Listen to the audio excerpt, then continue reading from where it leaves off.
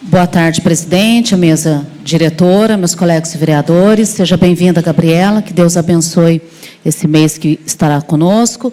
Cumprimentar a plateia presente, na pessoa do capitão Ferreira.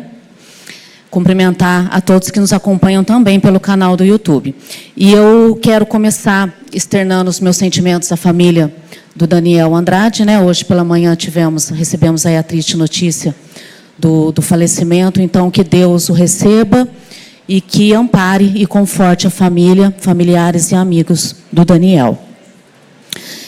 Não sabia que o capitão Ferreira estaria presente hoje falando sobre a questão dos idosos, e a palavra do senhor, ela vai ao encontro, né, de uma das principais pautas que nós trazemos hoje para essa sessão, que é a indicação, a sugestão para que o município tenha esse olhar, essa atenção para a questão do idoso.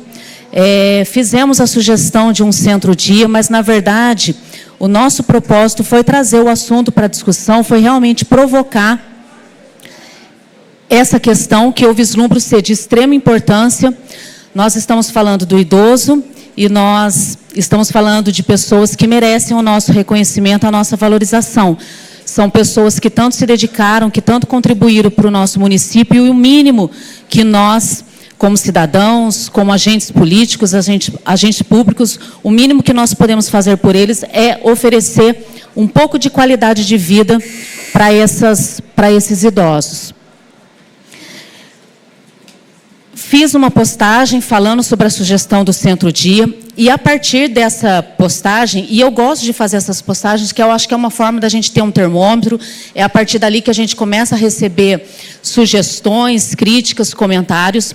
E aí, quando eu realizei a postagem, eu recebi algumas informações, a Valdiane está até aqui também, contribuiu na nossa postagem, falando da APAI, que a APAI já presta esse serviço de centro-dia. E aí, nós buscando informação, fizemos contato com a Fernanda, e eu quero aproveitar também para agradecer a atenção que a Fernanda, secretária da Assistência, nos deu a respeito desse assunto, nos municiou com muitas informações importantes. A APAI realmente já presta esse tipo de trabalho, de atendimento para os nossos idosos, porém com um número de vagas muito reduzidas. São 40 vagas que estão preenchidas, e a liberação dessa vaga não tem um tempo em que o idoso permanece lá, como o capitão Ferreira falou, né? Não tem um tempo que ele fique, a partir dali ele é retirado para liberar a vaga. Esse idoso fica até que haja superação daquela condição dele, ou seja, é muito raro disso acontecer, né? Se o idoso vai com um grau de dependência, é difícil que, com o passar dos anos, ele supere aquela condição. E a APAI já informou para a Secretaria da Assistência que não tem como ampliar esse número de vagas, até por questão de logística. Ela não tem espaço e não tem condições de logística para ampliar. Ou seja, o município vai precisar realmente pensar em formas, e eu vejo que o assunto é muito sério, é muito importante. Ao realizar chamamento público, vai precisar pensar em novas parcerias, em novos convênios com outras instituições, de forma que amplie esse número de vagas para acolher os nossos idosos. E aí é importante a gente destacar as diferentes situações que envolvem o idoso. Tem a situação que o capitão Ferreira demonstrou aqui, que é aquele idoso que necessita da moradia, né, que é aquele idoso que não tem um familiar, ele não tem ninguém que cuide dele, que zele por ele, então ele precisa realmente ter um espaço, uma moradia. E tem aquele idoso que ele tem familiar, mas o familiar ele precisa trabalhar. Ou seja, o idoso ele acaba ficando sozinho em casa. E não tem condições esse idoso, que ele tem um grau de dependência, permanecer sozinho em casa. Então, é um risco muito grande. Risco de acidente, risco durante as ocasiões que ele vai fazer alimentação, os altos cuidados, tomar um banho. E a gente também, e nós aqui não estamos julgando familiar, mas a gente sabe que tem familiar que não tem condições de parar de trabalhar.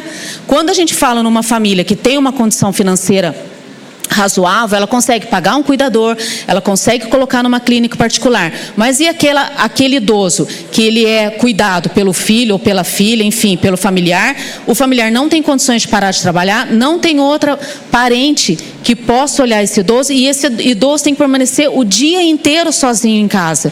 E aí a gente fica pensando, será que a rede tem todos esses números, tem o conhecimento de todos esses idosos que estão nessas condições, até conversando com o capitão Ferreira antes do início da sessão, nas visitas que o pessoal da Divina Misericórdia faz, muitos idosos estão nessas condições e o município nem tem conhecimento que o idoso ele permanece sozinho durante o dia, porque o filho tem receio de levar essa informação para o município e acabar sendo responsabilizado.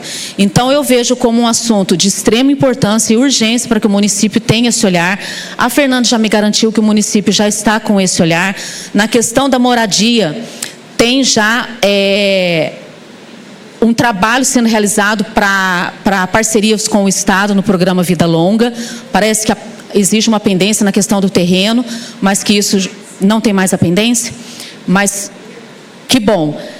E que já é também um grande passo para esse acolhimento dos nossos idosos, né? Com essa parceria, esse programa Vida Longa, que é uma moradia assistida. Mas, volto a falar, nós estamos falando da questão do centro-dia, que é aquele idoso que precisa ficar um número de horas, 8 horas durante o dia, até que o seu responsável, seu filho ou filha, retorne do trabalho para que tenha esse cuidado com ele.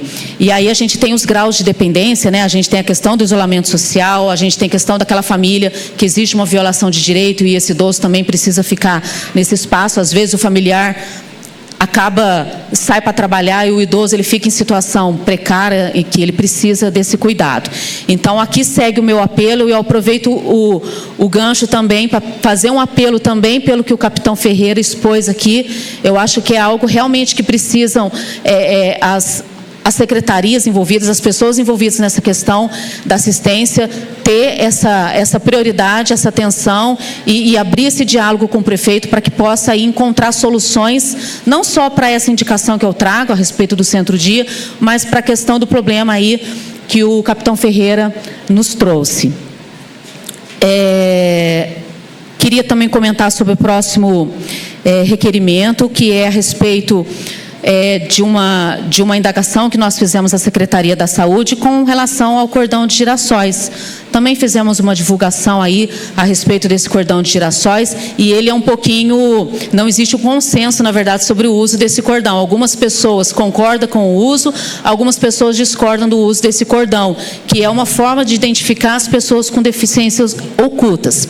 Quando nós fizemos a divulgação da aprovação de uma lei federal a respeito do cordão de girassóis, nos chegaram muitos questionamentos a respeito como que o município vai tratar isso. Eu posso adquirir pela internet, ok, mas o município precisa se manifestar como que ele vai tratar essa questão do cordão, se o município vai adquirir e vai distribuir gratuitamente para a população, muitos também não têm condições de adquirir o cordão, então segue esse questionamento para que a Secretaria da Saúde se manifeste. Muito obrigada, que Deus abençoe a nossa sessão.